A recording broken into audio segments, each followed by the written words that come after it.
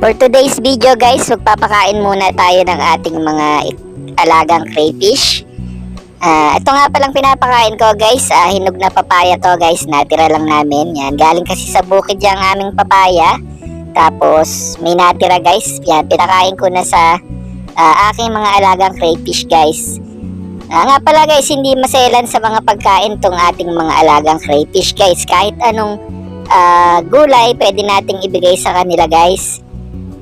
Yan, pwedeng papaya, pwedeng sayote, kamote, kalabasa. Yan, pwede yan guys. Kaya kung may natira kayong mga gulay sa mga nilahok nyo sa ulam nyo, yan, pwede nating ipakain guys sa ating mga alagang crayfish.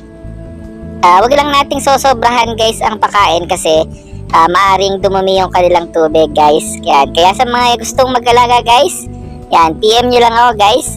Bye bye!